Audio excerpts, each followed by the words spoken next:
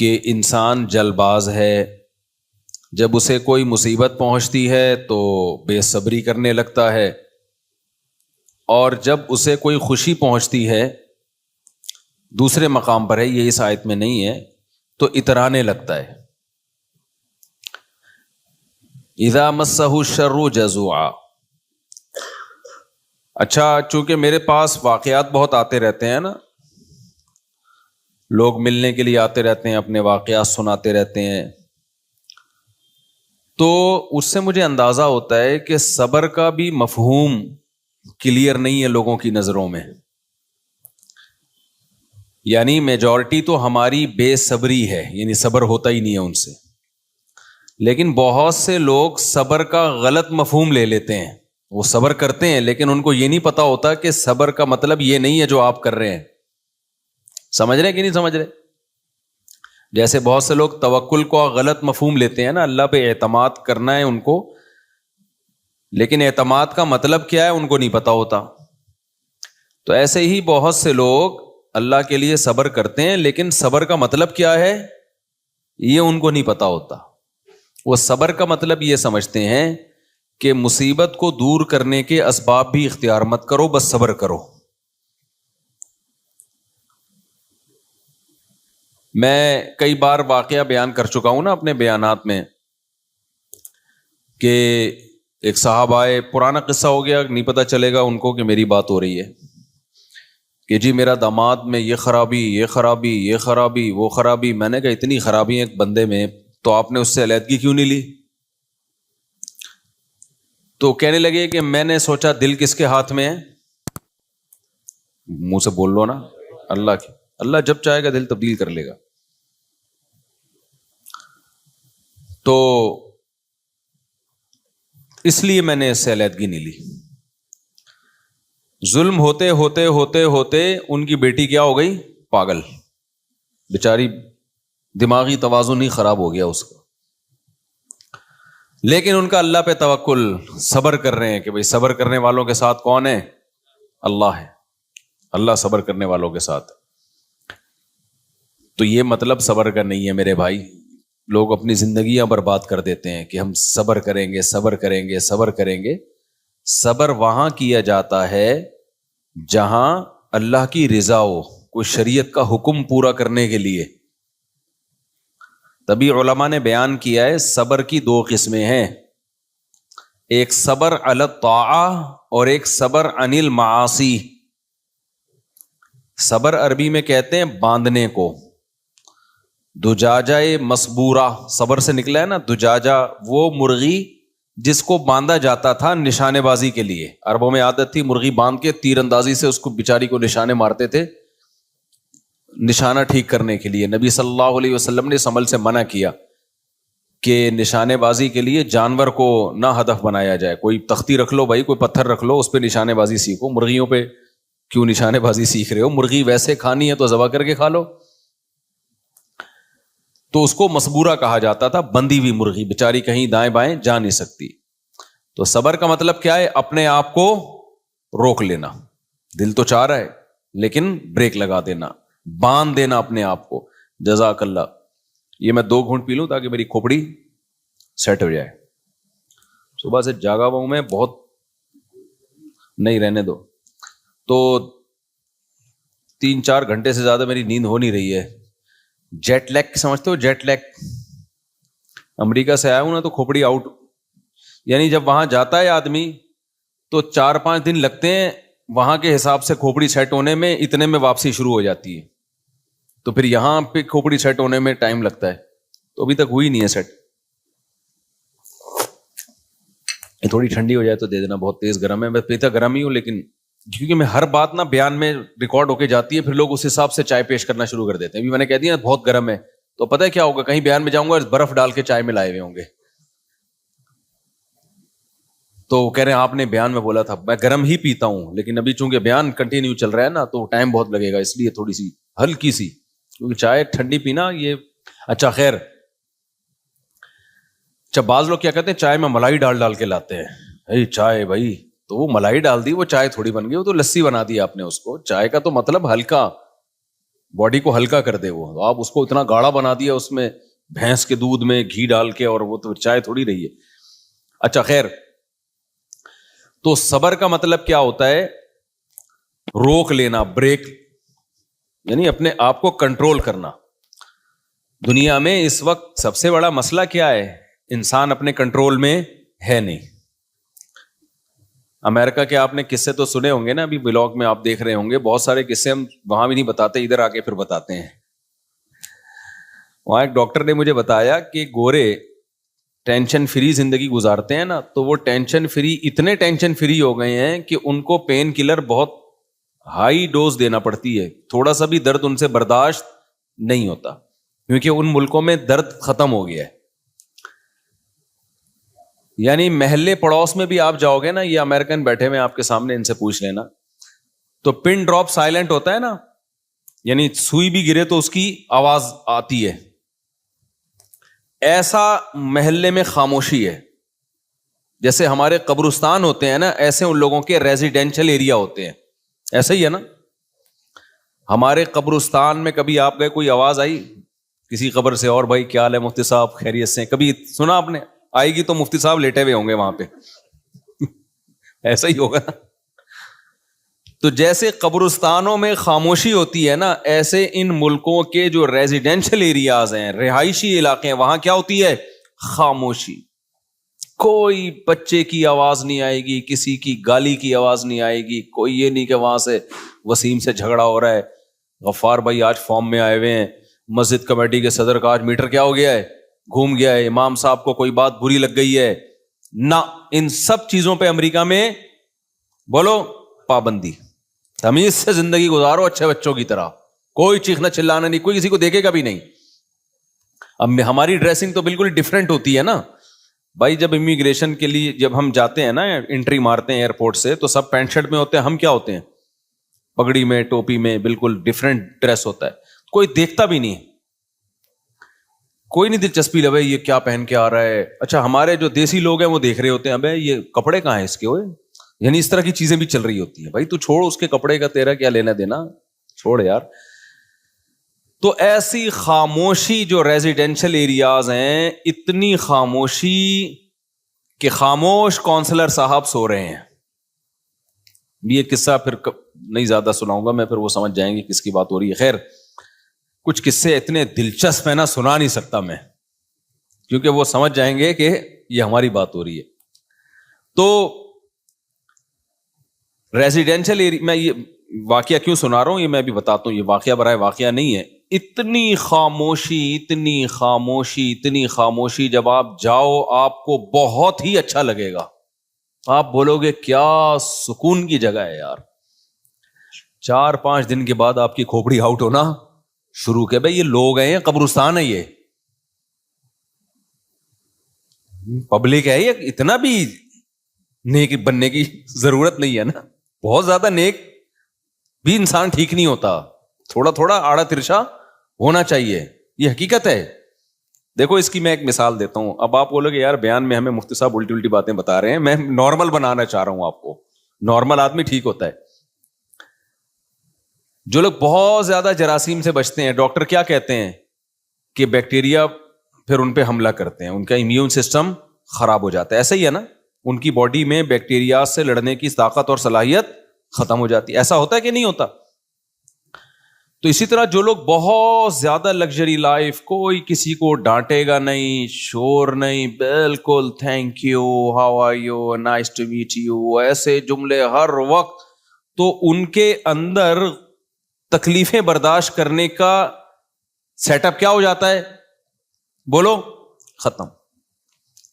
اسی لیے بچوں کے بارے میں بار بار کہتا ہوں, لڑکے جو ہے نا تھوڑے سے لڑتے بھڑتے, چماٹ وماٹ, یہ بچوں کو کرنے دیا کرو, لڑکوں کو. اس سے ان کے اندر بڑی صلاحیتیں پیدا ہوتی ہیں. اتنا زیادہ چھوئی موئی نہیں بناؤ. تھوڑا سا بھائی نے بھائی کے چپیڑ لگا دی, ادھر اس نے لگا دی, ابا سے پٹ گیا, یہ تھوڑا زیادہ نہیں کہ جنگلیوں کی طرح کوٹنا شروع کر دو, یہ تھوڑا تھوڑا بہت ضروری ہے. تو اب جب بہت زیادہ ہر جگہ خاموشی خاموشی, چیخ و پکار بالکل نہیں ہے, تو خود سوچو تھوڑے دنوں میں ایسی قوم کا حال کیا ہوگا. وہ تو ذرا سی بھی کوئی چیخو پکارو تو پاگل ہو جائیں گے نا. کوئی بیماری نہیں. تو وہاں ڈاکٹروں نے مجھے بتایا کہ تھوڑا سا کسی کو پین ہو جائے نا تو بہت ہائی ڈوز دینی پڑتی ہے پین کلر کی, جس سے گردے خراب ہونے کا خطرہ ہوتا ہے. وجہ اس کی ہے کہ ان سے درد برداشت نہیں ہوتا. انہوں نے کہا ہم جب پاکستان آتے ہیں نا 2-3 دن تک تو ویسی تڑپنے دیتے ہیں اس کو. آپریشن کیا, درد ہو رہا ہے. مجھے اپنا ناک کی ہڈی کا آپریشن یاد آ گیا تھا. میری ناک کی ہڈی کا آپریشن ہوا تھا تو 6 گھنٹے تک میں درد سے تڑپتا رہا تھا. اس کے بعد ڈاکٹر نے کہا یار پین کلر کھلاؤ, اس کو تکلیف ہو رہی ہے اس کی. تو نتیجہ کیا نکلتا ہے کہ آپ میں درد برداشت کرنے کی طاقت اور صلاحیت بالکل ختم. تو یہ بھی بے صبری ہے. تو یہ کیا ہے بے صبری؟ تو آپ نے صبر کیسے موقع پہ کرنا ہے؟ میں 2 قسمیں بتا رہا تھا صبر کی, صبر علی الطاعہ اور صبر عن المعصیہ. جو لوگ اپنی خواہشات پوری کرتے رہتے ہیں نا, خواہشات کے پیچھے, جیسے کافروں کے ساتھ یہی تو مسئلہ ہے. ہم جب جاتے ہیں ان ملکوں میں ہم دیکھتے ہیں یار اتنی لگژری لائف, یہاں کوئی ٹینشن نہیں ہے, سب ٹھیک ٹھاک چل رہا ہے. تو ایک لحاظ سے تو یہ بہت پازیٹیو ہے, لیکن آپ کو پتا ہے جب آپ اس کی ڈیپ میں جاؤ گے نا تو یہ بہت ڈینجرس ہے. یہ اس سے انسان میں غموں کو برداشت کرنے کی عادت ختم. وہ چاہتا ہے بالکل ٹینشن فری زندگی گزاروں میں. اس کا نتیجہ کیا نکلتا ہے؟ جس دن زندگی میں تھوڑی سی ٹینشن آئی نا وہ خودکشی کی طرف جاتا ہے. پھر جتنے یہ مغربی کنٹریز ہیں, مغربی ممالک ہیں, ان میں کوئی بھی ایسی جگہ, ایسی پلیس جہاں پر خطرہ ہو کہ کوئی گر کے چھلانگ لگا کے اپنے آپ کو مار سکتا ہے, گورنمنٹ وہاں احتیاط کرتی ہے کہ کوئی قتل نہ کر دے اپنے آپ کو. ہمارے ملکوں میں ہے ایسی احتیاط؟ ہے بھائی کتنی جگہ میں آپ کو بتا سکتا ہوں, اگر کوئی مرنا چاہے تو وہاں سے. تو ہمارے یہاں کتنی پلیسز ایسی ہیں, کتنی جگہ ایسی ہیں کہ جہاں بہت آسانی کے ساتھ لوگ ہلاک ہو سکتے ہیں, لیکن الحمدللہ اتنی ٹینشنوں کے باوجود بھی ہلاک ہوتے نہیں ہیں. بہت کم کیسز ہوتے ہیں خودکشی کے, وہ بھی انہی لوگوں میں جو زیادہ مذہب کے قریب نہیں ہیں. تو کیوں ان لوگوں نے ایسی پلیسز پہ جگہ جگہ باؤنڈریاں لگائی ہوئی ہیں؟ بھائی یہاں سے خودکشی نہ کر لے, یہاں سے نہ کر لے. بھائی تمہیں کیا ضرورت ہے خودکشی کرنے کی؟ اللہ کے بندو تمہیں کیا ہو گیا؟ وجہ اس کی یہی ہے بھائی, ٹینشن فری زندگی اتنی زیادہ بنا لی, اتنی ٹینشن فری زندگی بنا لی کہ اب ذرا سا بھی غم برداشت نہیں ہوتا. تو اب اس کے 2 حل ہیں, یا تو بلا وجہ کی ٹینشن اپنے اوپر ڈالنا شروع کر دو. بعض لوگ اس کا یہ حل کرتے ہیں نا, اپنے بچوں کو مضبوط بنانے کے لیے جا رہے ہیں, ایک چپیٹ ادھر سے لگا دیا, ایک ادھر سے لگا دیا, تاکہ بچہ ذرا اسٹرانگ ہو جائے. وہ اسٹرانگ ہونے کے بجائے کیا ہوتا ہے, وہ باغی ہو جاتا ہے, بد اخلاق بن جاتا ہے. ہماری حکومت نے ہمیں ہمارا امیون سسٹم بوسٹ کرنے کے لیے ہمیں غربت اور مہنگائی ہم پہ مسلط کر دی. کیا خیال ہے؟ چوریاں چکاریاں اور سڑکوں کے کھڈے وڈے, یہ سارے. کل کسی نے شارٹ کلپ بھیجا, اولمپک کی تیاری ہو رہی ہے نا, ایک بندہ تو چھلانگے مار مار کے نا اولمپک کی تیاری کر رہا ہے. اس کے ماں نے پوچھا بیٹا کیا کر رہے ہو؟ اولمپک میں تیاری ہو رہی ہے. پھر بتایا کہ نہیں ابھی بارش ہوئی نا کراچی میں, تو کھڈے پار کرنے کی تیاری ہو رہی ہے, کیونکہ اتنے کھڈے میں پانی بھر گیا ہے کہ یہ جب تک آپ کو لمبی چھلانگ لگانا نہ آئے اس وقت تک کراچی میں ٹریولنگ آپ کے لیے ممکن نہیں ہے. تو لوگ اس کو بھی انجوائے کر رہے ہیں. آپ حیرانگی کی بات ہے. تو اتنی زیادہ, یعنی اب حل یہ ہے کہ انسان میں برداشت پیدا کرنے کے لیے یا تو بلا وجہ کی ٹینشنوں میں ڈال دیا جائے اس کو, خام خواہ کی ٹینشن, جیسے بہت سے لوگ کرتے ہیں. گھر میں ایک بیگم کو ٹینشن دے کے رکھی ہوئی, اولاد کو بلا وجہ ڈانٹ رہے ہیں, مار رہے ہیں, پیٹ رہے ہیں. اس ٹینشن سے, یہ مصنوعی ٹینشن ہے جو آپ خود بناتے ہو نا, اس سے آپ کا امیون سسٹم بوسٹ نہیں کرتا, اس سے آپ کے اخلاق کیا ہو جاتے ہیں؟ بولو, خراب ہو جاتے. اور ایک طریقہ وہ ہے جو انگریزوں نے اختیار کیا کہ سرے سے کوئی ٹینشن ہو ہی نہیں, کوئی ٹینشن نہیں ہو. جیسے امریکہ میں, جاپان میں تو یار تلاش کرتا ہے کہیں سے تھوڑی سی کوئی بدتمیزی کرے یار. یعنی جاپان میں حالت یہ ہو گئی تھی میری کہ دل کر رہا تھا کوئی بدتمیزی کرے ہمارے ساتھ. اتنا زیادہ وہ گورے دیکھو, nice to meet you, thank you, بس اس سے آگے نہیں بڑھتے. وہ جاپانی تو آئے گا 3 دفعہ یوں کر کے جھکے گا. ایک جاپانی آیا ہمارے جہاں میں رہ رہا تھا نا, آیا آ کے یوں, میں نے کہا پتہ نہیں کوئی کیا کر رہی ہے, 3 دفعہ جھکا, پھر اس نے ایک پوسٹ تھی, ڈاک تھی وہ حوالے کی, میں نے کہا یہ کیا, یہ ڈاک حوالے تمیز سے بھی کر سکتا تھا, اتنی عزت تو, کہہ رہے نہیں ان کا طریقہ, ان کو اسکولوں میں سکھایا جاتا ہے اگلے کو رسپیکٹ دو, تو وہ تو بہت ہی زیادہ نا, وہ میں اور آپ افورڈ نہیں کر سکتے. تو ایک طریقہ یہ کہ بھائی نہ بچے پہ کوئی ڈانٹا جائے, نہ ہاتھ اٹھایا جائے, وہاں بہت سخت پابندی ہے, اتنی پابندیاں ہیں کہ چوروں کے بھی حقوق ہیں. آپ مذاق مت سمجھو, آسٹریلیا میں چور آپ کے گھر میں آ گیا نا, آپ فکر کرتے ہو کہ یہ اس کو کچھ ہو نہ جائے, میرے گلے پڑ جائے گا, ورنہ یہ, میں مذاق نہیں کر رہا, یہ تو میں دیکھ کر آیا ہوں یہ سب چیزیں. چور آیا, واپس جاتے ہوئے شیشہ چپ گیا اس کی کھڑکی کا, وہ کورٹ میں جا کے کیس کرے گا, اس کمبخت نے کھڑکی صحیح نہیں بنائی, میرے کو بھاگنے کا راستہ مجھے چپ گیا ہے میرے.